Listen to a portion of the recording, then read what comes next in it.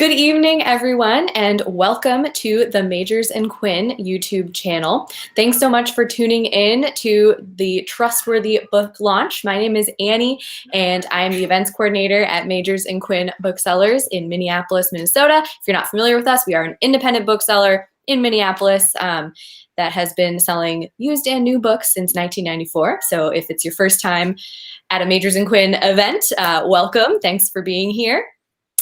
So pleased to have author Margot Bloomstein and Carolyn Porter in conversation tonight, talking about Margot's new book, Trustworthy.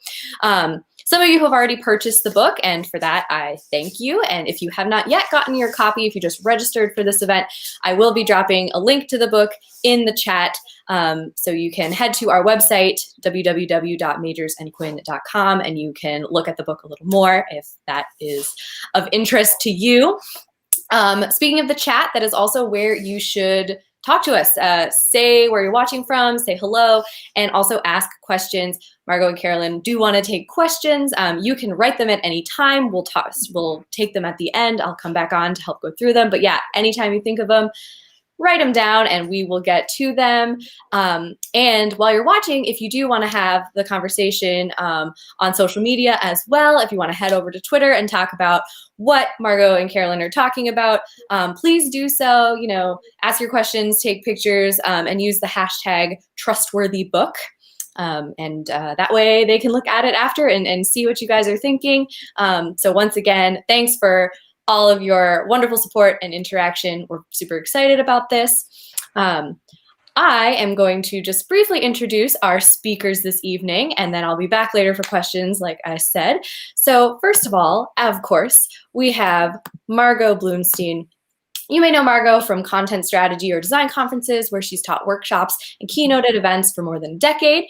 A working content strategist for more than 20 years, she's consulted with clients in a range of industries from software as a service to sex toy retailers and footwear technology to 401ks.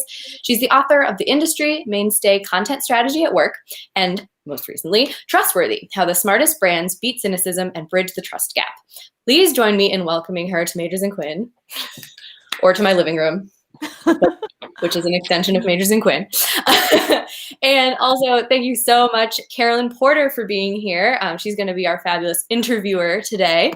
And Carolyn Porter is a graphic designer, type designer, and author of Marcel's Letters, A Font and the Search for One Man's Fate, which came out in 2017. Carolyn lives in White Bear Lake, Minnesota, with her husband and a gigantic black lab. Please welcome Carolyn, Majors and Quinn. All right. Well, thank you both so much for being here. Let me know when you want me to come back on when we move on to questions, and have fun. Thank you so much. Thank you. So congratulations. It's a big week, launch week. Launch week is exhilarating and exhausting. So my very first question for you is, how are you doing? It's been a whirlwind around here. It's been really wonderful because I think I've been doing the research for this book, doing the research for something that eventually became this book for about 6 years, 5-6 years, and working on the book for a couple of years. And the whole time I was working on it, I was excited about getting the themes and the thinking in it and the guidance in it out into the hands of people that can use it. And now it's out there. And I kind of feel like it's like, go, do your magic, do your thing. Have you had to pinch yourself this week? Yes. And it's also been such a wonderful opportunity to get to say thank you to so many people that have contributed to it and given me feedback and helped me and the book get this far. And that's felt so good. Excellent. So the book is getting great buzz. Etsy, the World Health Organization, Adobe, MailChimp, and it was fun to watch on Twitter this week too when people received the book that they had pre-ordered and we're just really excited to dig in. So it's a huge week. Congratulations. Thank you. Thank you so much. So for those who don't know much about you, tell us about you. Like, where are you from and what is your background? Sure. So I'm originally from upstate New York, went to college in Pittsburgh, loved that transition from New York to Pittsburgh. And then after Pittsburgh, I moved to Boston. I've been here for the past 20 or so years. And my background originally is in design, graphic design. And then I've been working in content strategy for the past 20 years. So, which is one of the reasons I've been really excited to talk with you about all this and kind of those connections between visual and verbal communication and how this all comes together in so much of our work. And then over the past 20 years, I've worked in large agencies and small and mid-sized agencies, and then went out on my own about 10 years ago. And content strategy has been a common thread. Brand-driven content strategy has been a common thread through it all. And your first book, briefly, I haven't read that. So tell us what your first book is about. So Content Strategy at Work came out about, I know I tweeted on Twitter on Tuesday, I said, it's exactly 11 years since that book came out.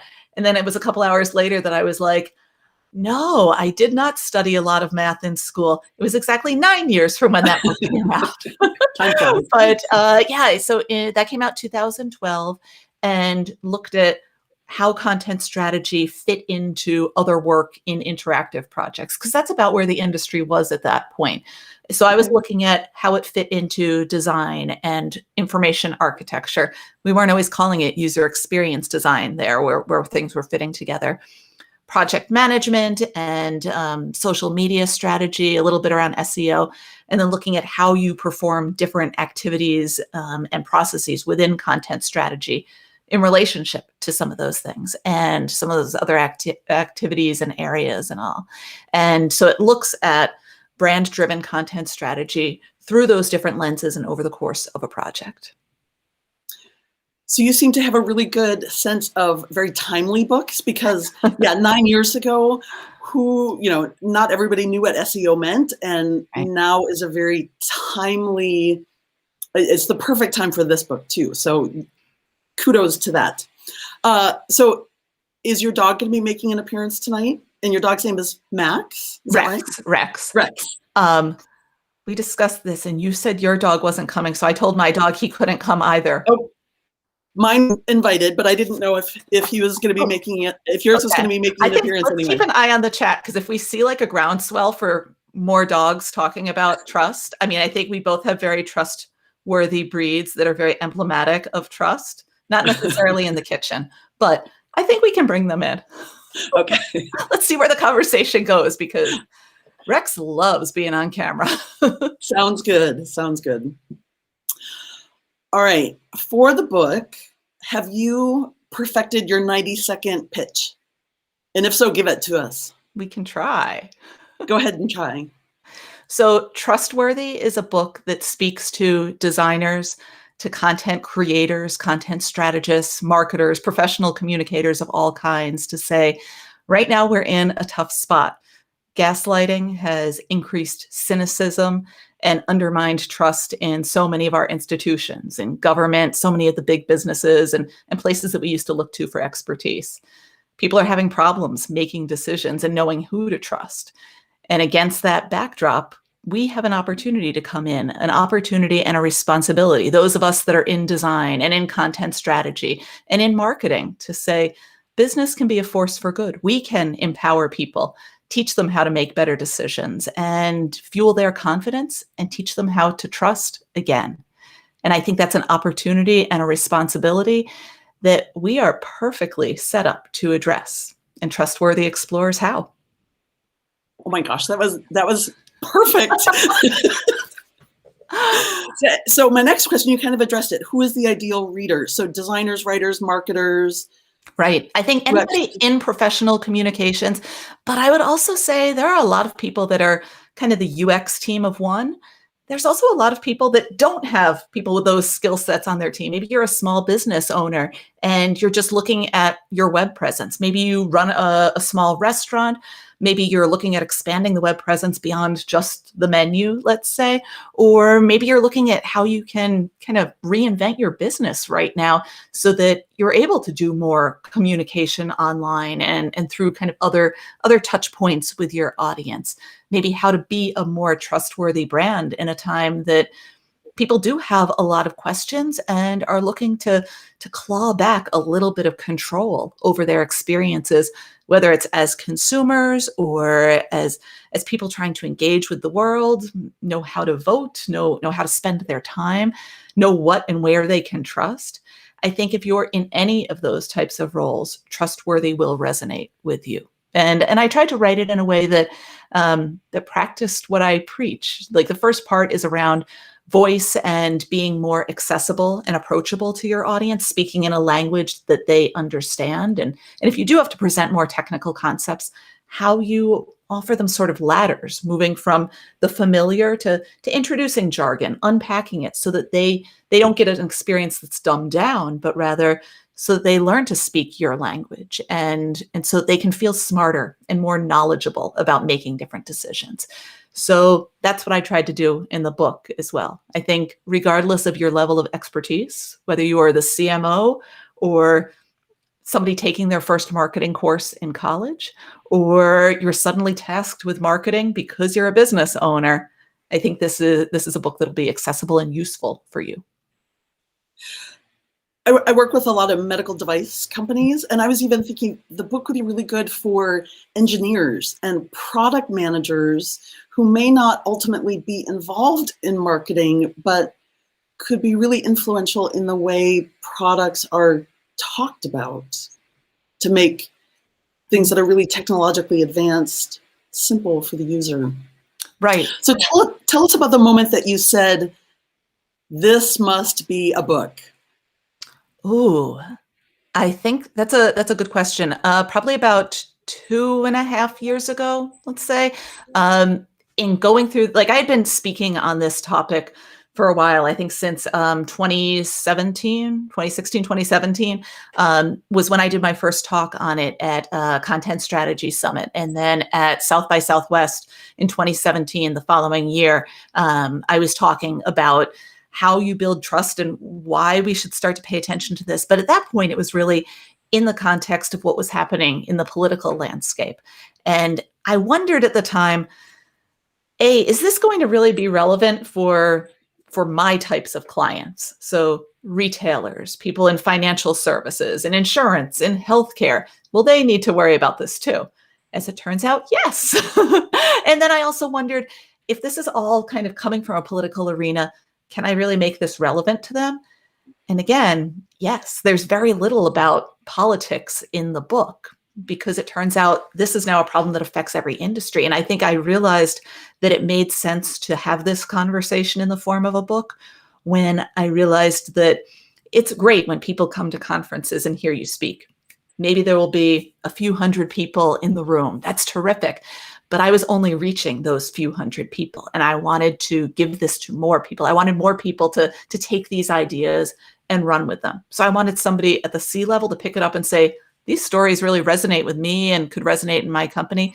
And I wanted somebody that was in the marketing department or in the creative department to pick it up and say, here's how we're going to do this. Here's my new playbook. So speaking of the C-suite, I'm going to jump way ahead to a question. Have you ever heard of a company having a chief trust officer?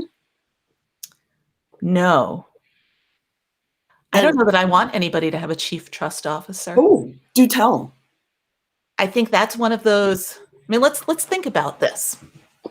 Because when you have someone with that title, yes, they can marshal support for it. And I think it acts as a beacon saying, this is so important that we're creating this role and saying this person's in charge of it. But is there the potential then that everyone says, oh, it's that person's job. It isn't my job too. And I really think that we are at a point where, and this is kind of one of the points of the book, that this is everybody's problem. And this can be and should be a part of everyone's job. When we're thinking about making decisions, making design decisions within an interface around what will best meet the needs of our users, maybe making things that are functional and easy to use and that they're able to kind of like move through an experience smoothly and all. Do we also think about how we are making them feel confident? How are we making them feel empowered, and how we're ensuring that they grow a sense of trust in both their own knowledge and then in the organization, in the brand that is helping them to feel knowledgeable. I think this should be everyone's job, a part of everyone's job, not just under the purview of the chief trust officer. That's a really great point. And I'm going to come back to trust, building trust in consumer decisions in a couple minutes. But first, let's talk about the framework of the book. So the book is divided into 3 major sections. Right. So tell us about that framework and how you developed that framework. So the 3 major sections: voice, volume, and vulnerability. I love alliteration. It happens to work out well here. And I think, it's one of those things that when you offer someone information that rhymes, they believe that it's true. I think in this case, when you offer people something that is alliterative, it becomes a lot easier for them to kind of wrap their arms around it. So agreed. But the idea of voice speaks to the language that we use visually and verbally to establish kind of a common understanding with our audience. Voice is the way a brand presents itself visually and verbally. The editorial style, the tone of voice, as well as the color scheme and choice of typefaces that we use, the density of information, the style of illustration, that's all part of a brand's voice. By volume, I'm speaking about the amount of information that we share, the volume of detail that we share, again, visually and verbally. So are you presenting an image gallery that is 50 photos that people have to flip through, or is it 3 representative images? Or are you, grabbing the mantle of IKEA and using diagrams that are very simplified, clean, free of a lot of details? Or is everything much more nuanced and you're presenting things in a much higher level of detail? And then similarly, are you speaking all in long form copy, long paragraphs, long pages, or can everything be reduced to just bullet points? So that's the volume of information that a brand offers. And then the third section, vulnerability, that gets into how brands, how organizations weigh risk when they're trying to decide, is it worth taking on the risk to make their values visible, to show the world what they believe in, even if it means that they may lose some customers? What does it do to help bring other customers to them so that they kind of put out this flag saying, this is who we are, so that other people can say, oh, your values align with my values. That's who I am too. So that's where I want to shop, or that's the candidate that I want to support.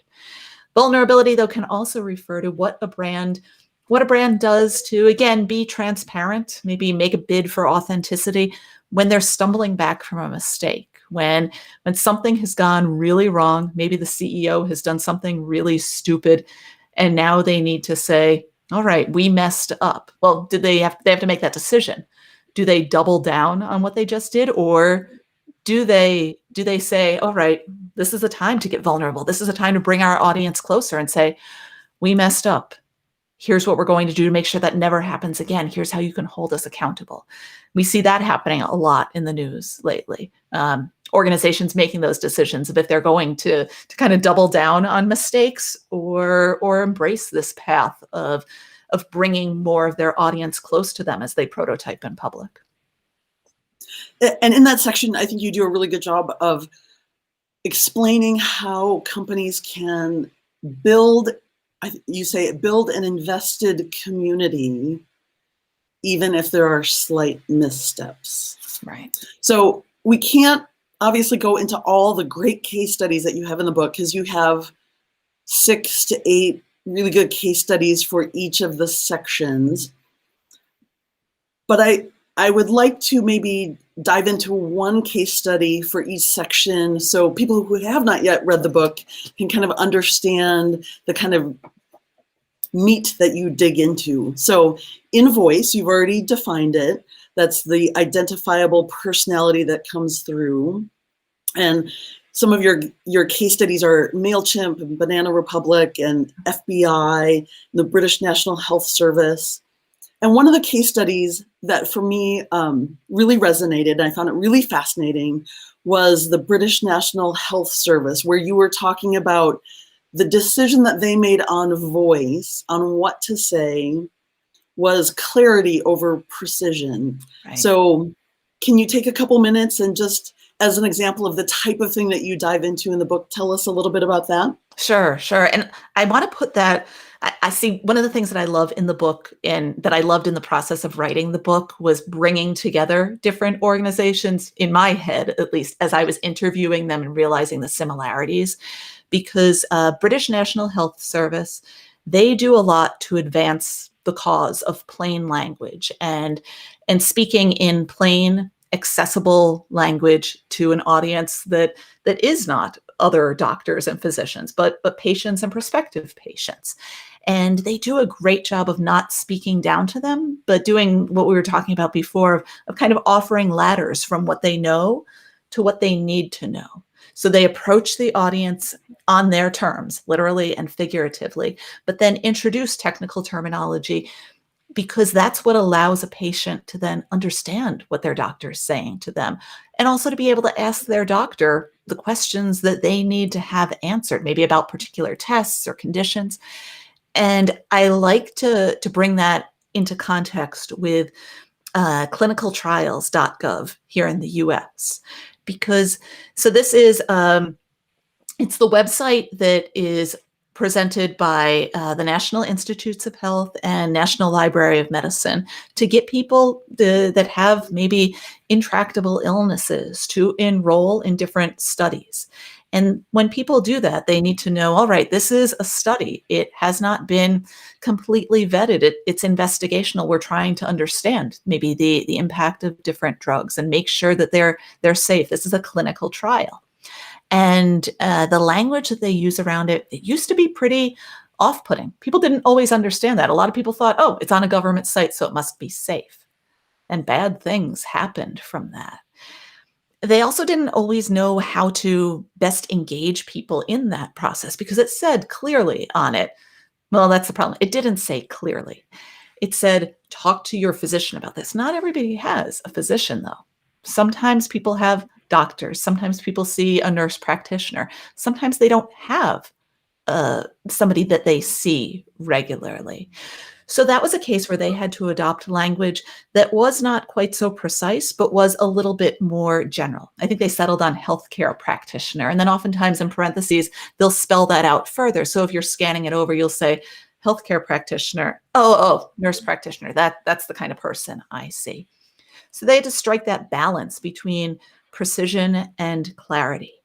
And they eventually decided to adopt language that was more clear. Now, if we go back to National Health Service, I loved talking with them because so much of the language they used was not necessarily the language that I was expecting to come from government or to come from government healthcare. One of the things that they write about in their editorial style guidelines, and then you can see evidence of around their site, is how they do adopt the language of their users. So when they tell them to look for different symptoms, or when they're asking them about, are you experiencing these symptoms?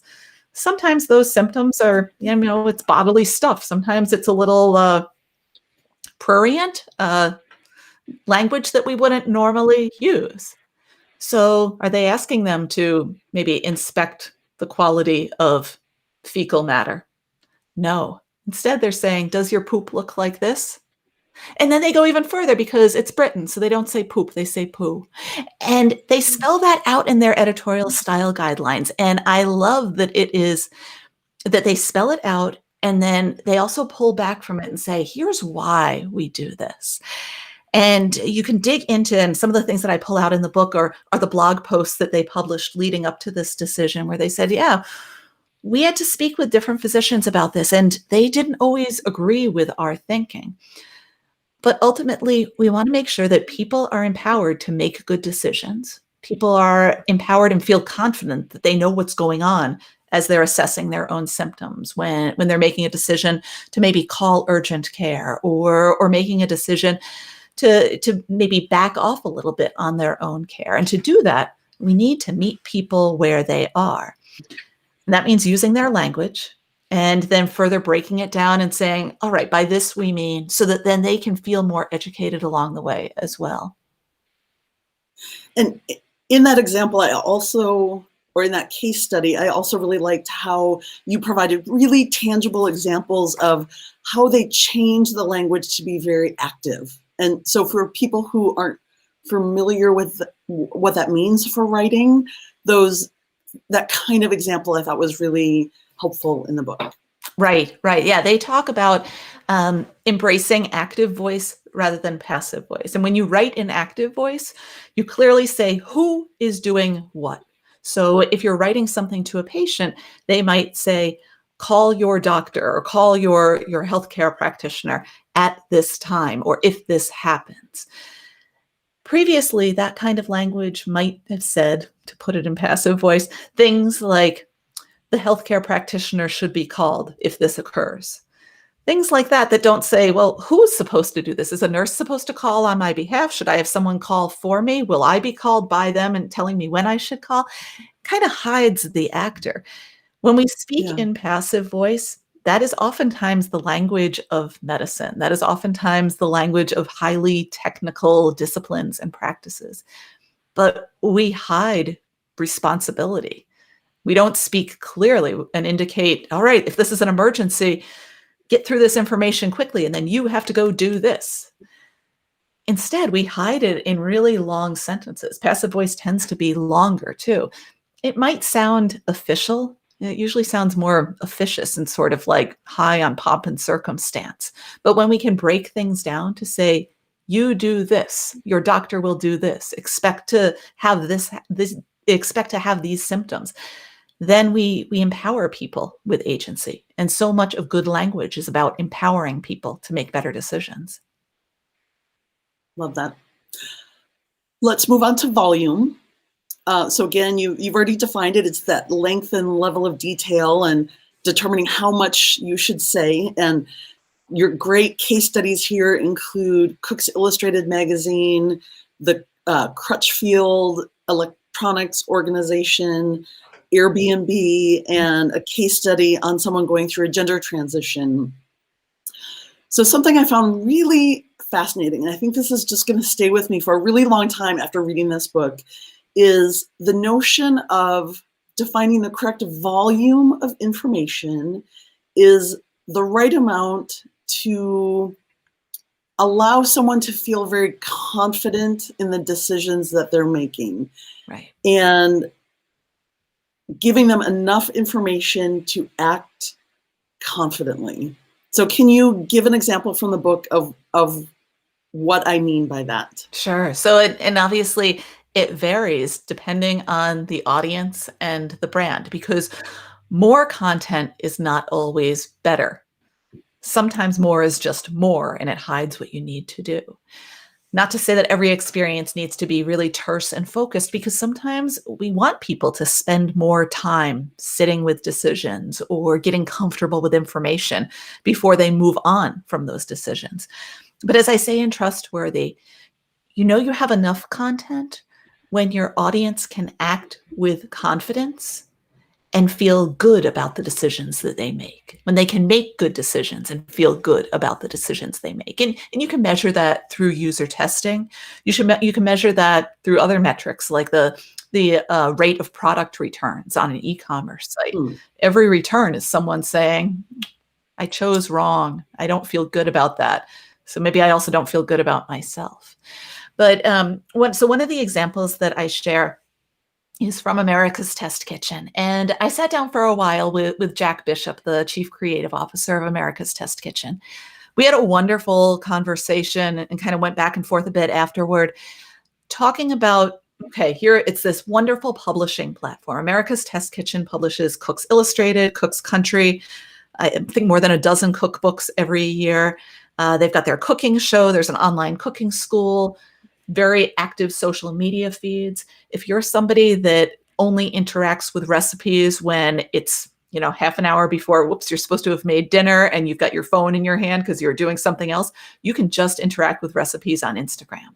And they will meet you where you are in terms of offering every step for the recipe that you pull up as an image with the simple instructions for it simplified into just a caption for that image. Now, if you're somebody, though, that's a subscriber to Cooks Illustrated, you get the magazine every month. You love poring over it in detail and reading those articles that are like the history of salt. They've got content for you, too. Again, they're willing to meet novice chefs and more experienced chefs where they are to say, let us support you in this moment so that you get enough information to feel good and knowledgeable about what you're doing. And it all goes back to this idea that they want to help people feel successful. And something that Jack said to me that I think stuck with me throughout so many of the other interviews and so many of the other case studies is that success breeds confidence. And when we set our users up for success, when you help somebody that is making dinner feel successful, then they also feel more confident.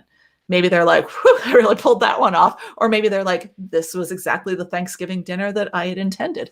I can't really identify with that feeling, but the other, whew, yeah.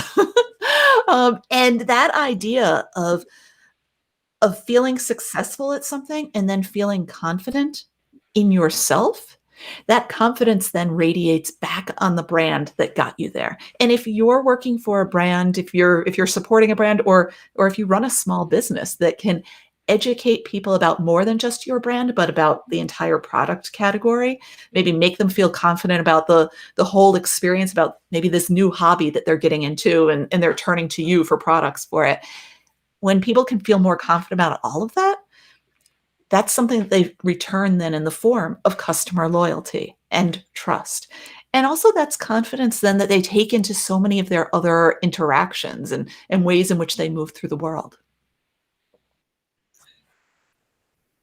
As a designer, there were many times that you mentioned type or design that I really appreciated in the book. In the volume section, you had another really great case study that was related to design, and this was in your case study of the gov.uk, and as part of their project, they simplified 75,000 web pages to 3,000 web pages. And part of that was a design overhaul as well as a language overhaul. And I thought the design case study, when they were testing it, was fascinating. So can you tell us a little bit about what you learned about the inclusion of the crown icon? Yeah. So that's that story of how they went. So just to put a little bit of background around it.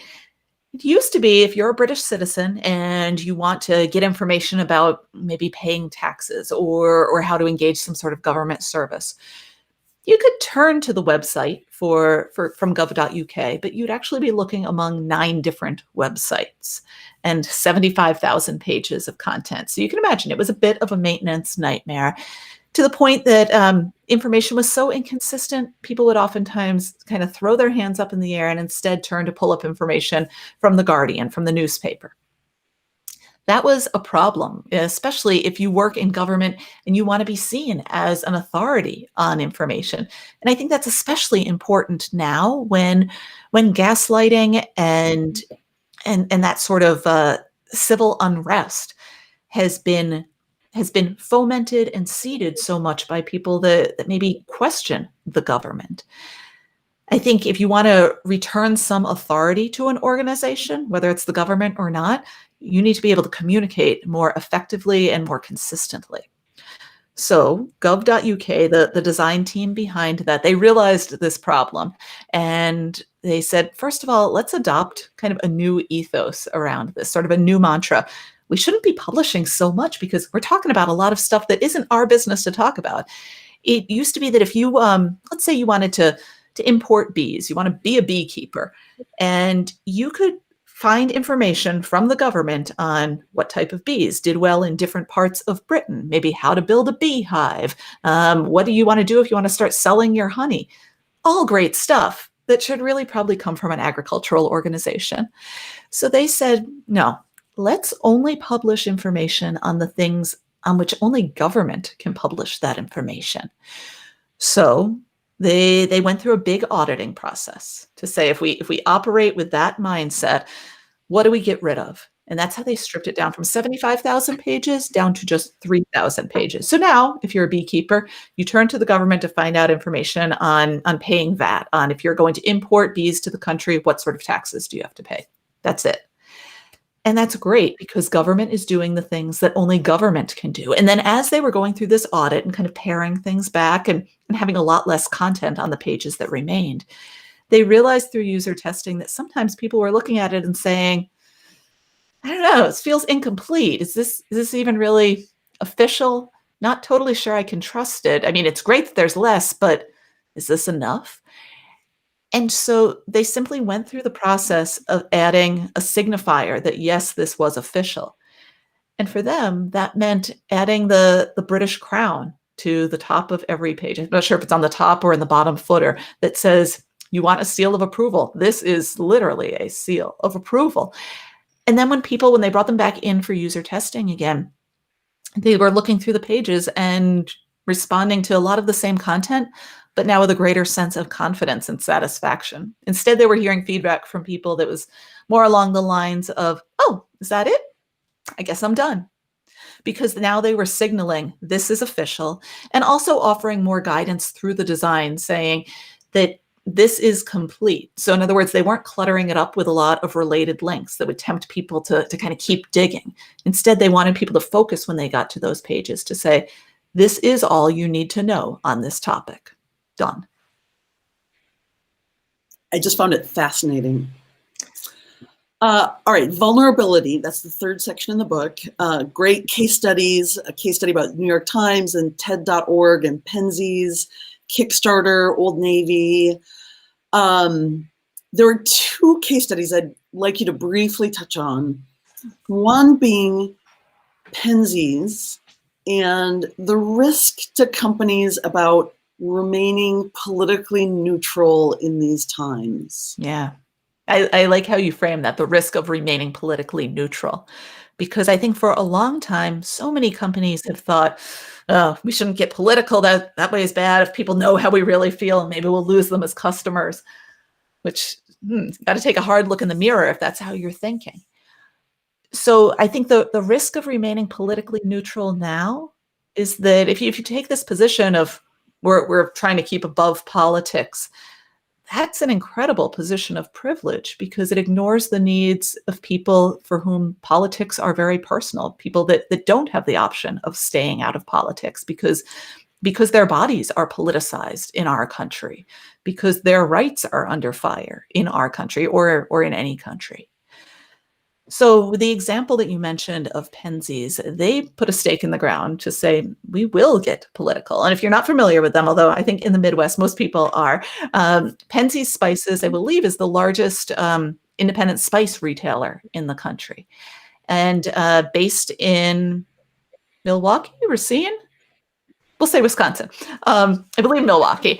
And the CEO, Bill Penzie, he got pretty political. I think he's always been pretty political, but he took his politics to Facebook in the wake of the 2016 election to say, that new guy, he doesn't represent our politics. And we think it's important to talk about that because his positions on immigration and what we term racism and bigotry, those are not our positions. And before you say, hey, stay in your lane there, cinnamon boy, know that, yes, as a spice retailer, this is our lane. Because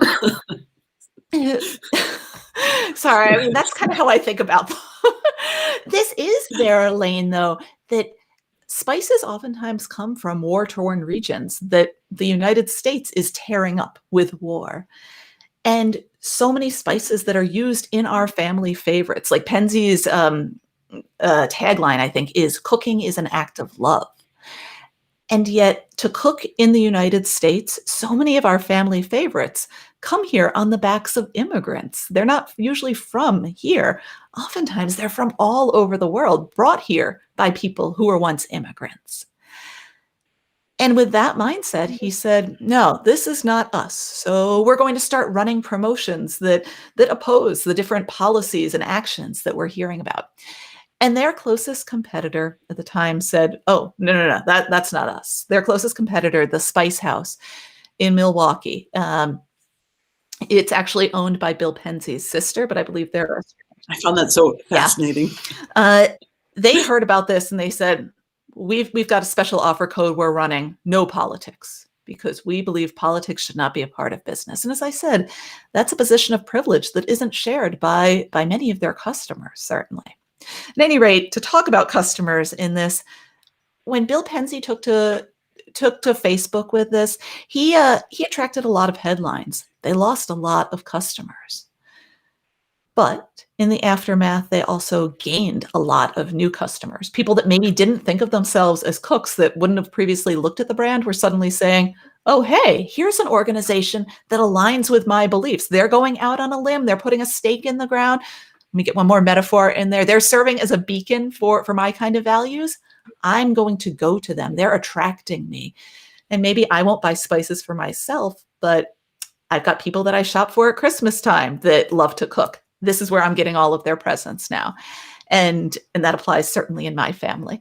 And I think that kind of approach of saying, this is who we are, this is how we are, that's a business taking a big risk. For Pensie's, it has certainly paid off. Because as I said, they expanded their audience. Their sales jumped 50% year over year from doing that. Every time they took to Facebook with a new long political statement, they would see their sales spike. It's made sense for them, certainly from a business perspective, but also in being true to their values. And we talk about authenticity a lot in brands. We fling around the term authenticity and transparency. When we talk about authenticity, I think the way you measure that is the distance between your goals and your actions. And you can put your goals and your values out there, but a truly authentic business is able to then align their actions with those goals. And that's what Pensie's did. And in return, have a very loyal customer base, Right. even more so now than 4 years ago. Yes. So I have a couple more questions, and then let's open it up for, I have a whole lot more questions, but I'm not going to get to them all. Can you tell us about the process of reaching out to all these different companies? Was it easy, hard? Were people receptive? And what was your pitch? Oh, that's a great question. So I found that when you say, I'm writing a book, I want to learn more about your organization. Can you talk with me about these themes? Because I think you're good at these things. Oftentimes, organizations are willing to talk and have that conversation. And I think you'll see, like looking through the book, I don't focus on a lot of bad examples, because I think that it's too easy for us to see that thing that is grabbing the headlines right now, and I'll march on over and start kicking at it, but we don't necessarily learn from those examples. I'd much rather spotlight the organizations that I think are doing a really good job, that then we can kind of dig into and figure out, what are they doing well? Why? Does it apply to other organizations too? Can I bring it back to my own clients and my own organization? And I think that's where we can learn. That's where we can also gain new case studies and examples to bring into our own work. And I think once an organization realized that I wanted to spotlight what they were doing well, I just wanted to know more about it, that opened up a lot of doors.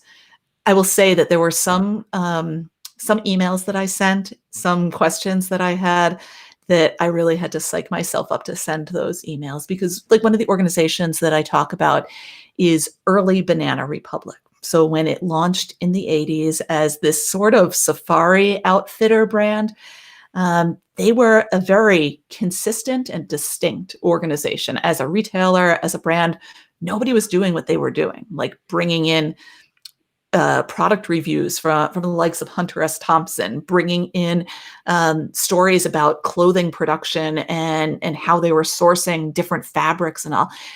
Lots of interesting content going on in their catalogs, then in their stores. They opened up a travel desk at one point. So a lot of really neat content going on there. And that, I think, was some of the first content that exposed me to the ideas of content strategy and the opportunities of design.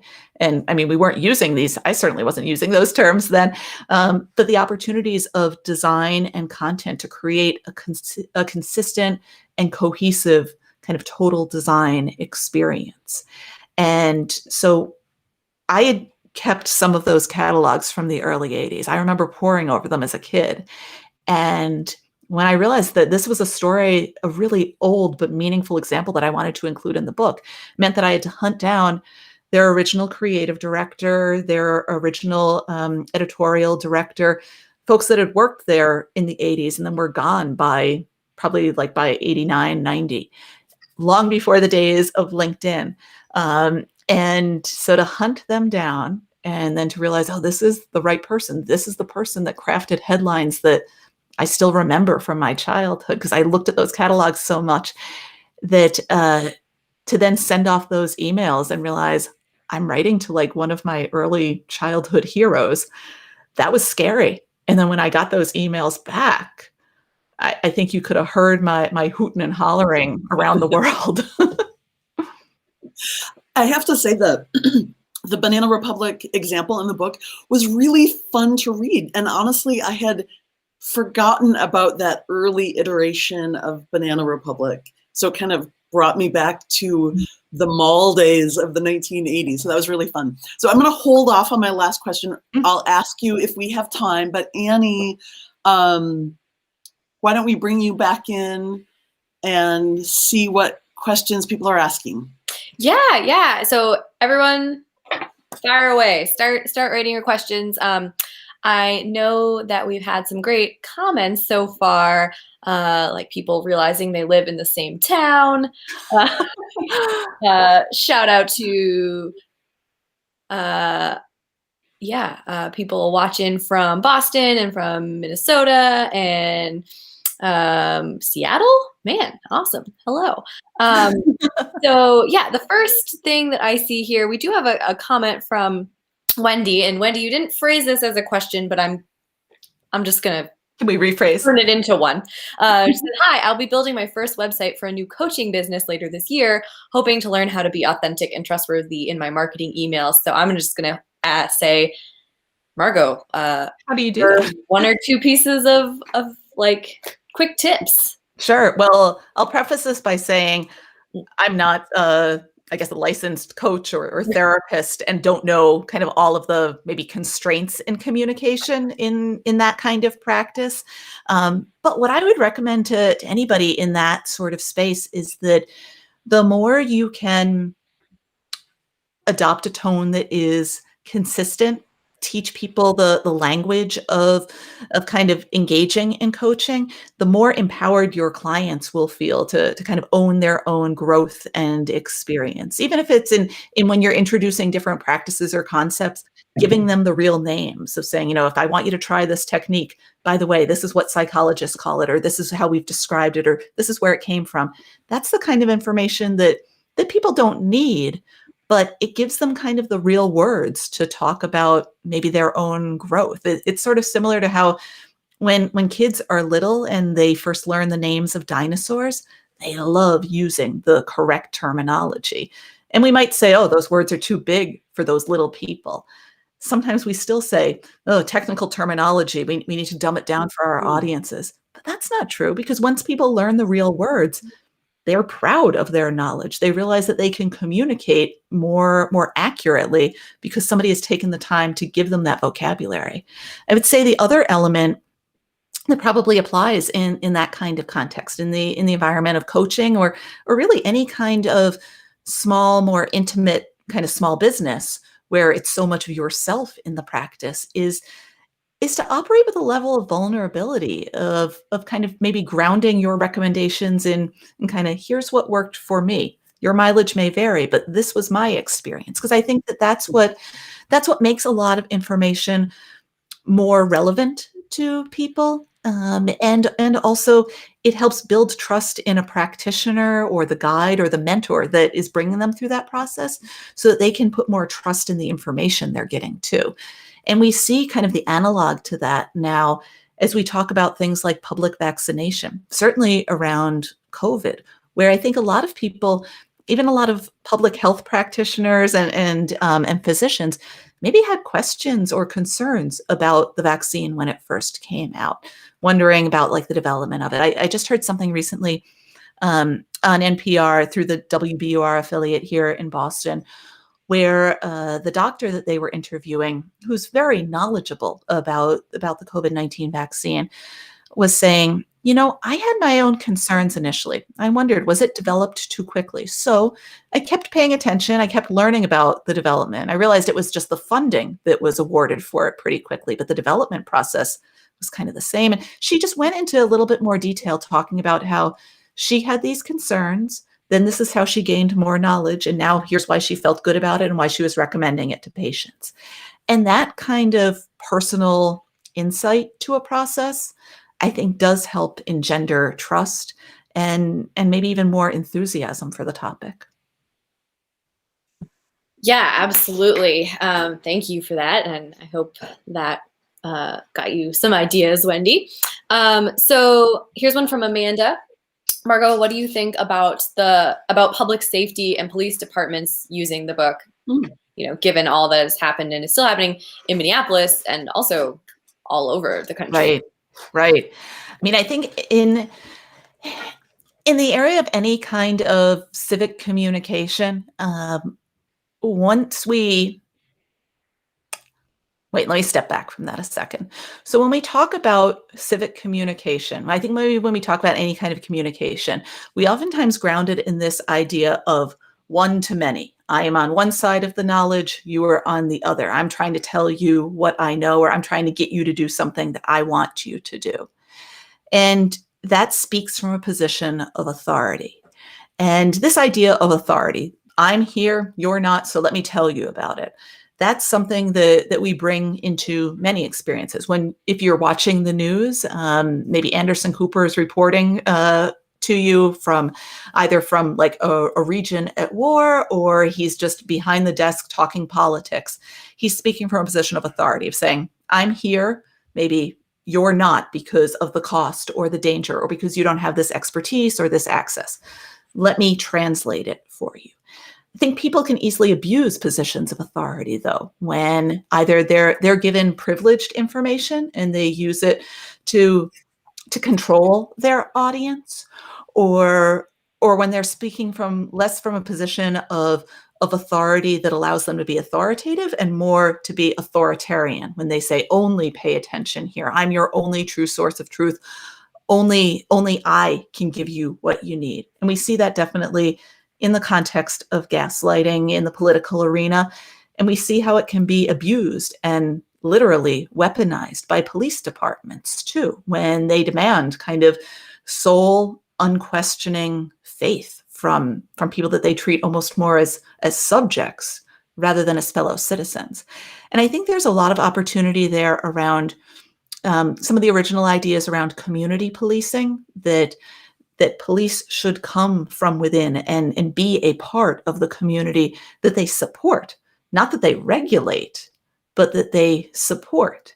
And really all government should be like that government, and I look at police obviously in the context of government, that government in our country of, by, and for the people needs to represent and kind of be in touch with the people that it is supporting, not necessarily containing or regulating or constraining, but supporting and allowing to flourish. And I think the police can do that too. And I think to apply kind of some of the lessons in this book to that, I think any opportunity where an organization with authority can engage in a way that respects their audience or respects the other people in that conversation, in that dialogue, by sharing the same language, by explaining some of their challenges and coming to a common understanding around it, by offering people enough information so that they feel empowered and confident, that they understand their own role in safety, but ultimately that demonstrates respect for their audience. That's what's missing in a lot of policing now, that element of respect.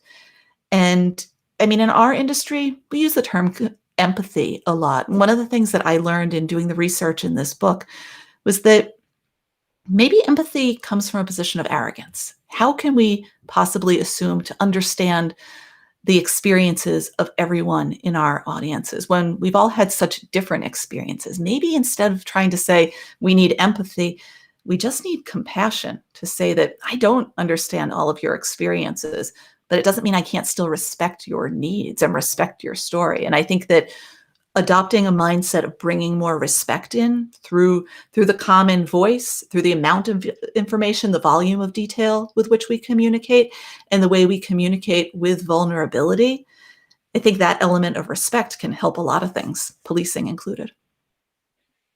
Yeah. Wow. Thank you. That was really, really awesome. You took us all the way through it, and I loved it. So where am I? I lost my spot. Oh, Barbara, are the techniques in the book methods anyone can use? Where do we start? What do you think? So I would say, yes, anyone can use these techniques. Let me start there. And start at the very beginning. It's a very good place to start. So you can read and begin with V for voice. In that, I think first at a basic level, engaging people in a common language. I think if you're just kind of a private citizen using this, just an individual looking to build more trust, whether it's maybe reaching across to people in your family that are kind of on the other side of the political divide, or within your community, the more we can speak and engage in kind of a common vocabulary that doesn't dumb down who we are or what we need or what we know or what we need other people to know, but instead educates and unpacks the language to bring other people up rather than to dumb things down. I think that's a good place for everyone to start. Again, private individuals, private citizens, small business owners, big business owners, marketing departments. If you're in a position of expertise and authority, even with just your own personal knowledge, let's use that to lift up everyone. I think when our society feels smarter and more confident, that's the kind of thing that moves all of us forward. Yes. Thank you. So I'm going to say we have time for two more, and I see like there's two more actual questions here, and then some comments. Bye, Amanda. Thanks for watching. So question from Heidi. Can you share an example where a team identified they'd lost trust and how they applied one or a mix of the 3 V's to regain it? Sure. One of the examples that I include in Trustworthy comes from the team at TED. So they had a talk that was very, very popular on their site that then they started learning a little bit more, getting more feedback about some of the information in it, that it wasn't actually grounded in kind of current science, that it was subject to a lot of concern and criticism from other people within the speaker's technical community. And internally, they wrestled with what to do about that because people lost trust in the talk, in the speaker. Maybe the people that were most concerned about it never had trust in that speaker. But then that was kind of radiating out on the rest of TED, where suddenly like the brand was losing trust and losing that kind of brand equity that is so precious to any organization. So they had to look at, what do we do? If we just take it off the site, are we saying, oh, whoops, we made a mistake, we never should have put that up there? And they realized that this kind of issue kind of related to some other talks too, where what do they do if new information comes out on a technical subject, on a scientific subject? Do they take off the old information because now it makes them seem dated? Or what do they do to kind of maintain still trust in the brand and also not further undercut the speaker that at one point they did value a lot? So they had to look and say, what makes the most sense for us? And they sat down internally to look at a lot of different options. And ultimately, they decided, kind of in line with a lot of the framework in the book, adding more information so that people would still feel confident would be the right path for them. So they added additional captioning and content types under those videos that maybe had cause for concern to say, here's some of the additional commentary on it, or here's how this topic has evolved. They've added notes to it as a distinct content type that you can search. They don't hide this information at all.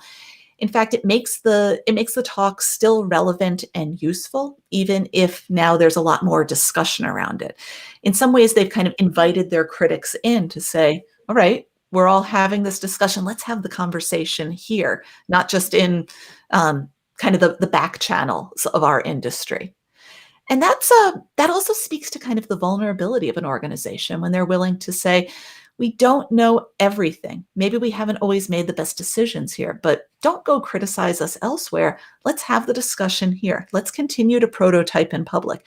And that's what TED did too, as they were going through kind of different iterations, having open conversations with some of their biggest critics to say, how would you handle this? What do you think we should do to maybe bring in additional material or to keep having this conversation?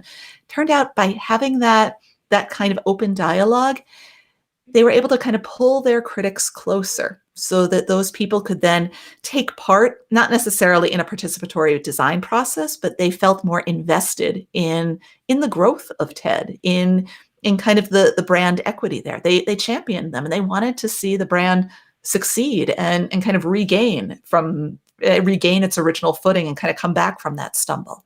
So I think by bringing your audience close and prototyping in public, bringing your critics close and hosting that conversation, that's a great way for a brand to say, all right, maybe we made a mistake, or maybe part of the conversation that we're hosting is now in error. What do we do about it? Let's figure that out together. And they kind of define that idea of together. Cool. Yeah. So I saw there was one more question, and it's a simple one. Margot, have you ever worked on a political campaign? I can see your book being extremely relevant, especially as candidates respond to doing the gesture. I've volunteered, but really more as in terms of hosting events and going door to door and making a whole lot of phone calls this past time around. And yeah, I would love to work on a political campaign because I feel like that's kind of, again, going back to saying like, this is a government of, by, and for us. Yes, I would love to be able to contribute further in that way. Heck, I'd love it if just Megan Hayes, the person that seems to take so many photos of Champ and Major Biden, got on board with this. Yeah, call her up. Anyone who's watching. Yeah, if anybody has a line into the Bidens, especially to Champ and Major Biden. All right. This is the beginning of a new journey for you, Margot. Okay, so yeah, I think that was the last question. Wendy's cat is in the mix now. Wish we could see it. My cat didn't join. I don't know. Sometimes he does, but so yeah, thank you both so much. Thank you everyone for your great questions and comments. Yeah, if you haven't got the book yet, if you registered for the event by buying the book, thank you. If you registered for the event by getting that $5 ticket, you do have a coupon code for $5 in your email, so you can use that towards anything on the website, Majors and Quinn website. Might we suggest you use it on Trustworthy? But hey, there are other books too. Carolyn has a book. You can look up Carolyn's book on our website as well. So yeah, just head to majorsandquinn.com, and if you don't see that code in your email, give me a shout at events@majorsandquinn.com. All right. Anything you want to talk about, Carolyn or Margot? Like, last things. What are you working on now? What's going on in your lives? Carolyn, I'll let you jump in. I just have so many more questions, but we'll just have to have a glass of wine and chat on the phone sometime. I am down for that. Thank you so much. This was so much fun. And thank you to everybody that joined in as well. Awesome. Well, have a wonderful evening, everyone. And like we said before, this video will remain available on the Majors and Quinn YouTube page. So if you have friends who didn't register or just missed it this evening, send them our way. All right. Thank you, everyone. Good night. Thank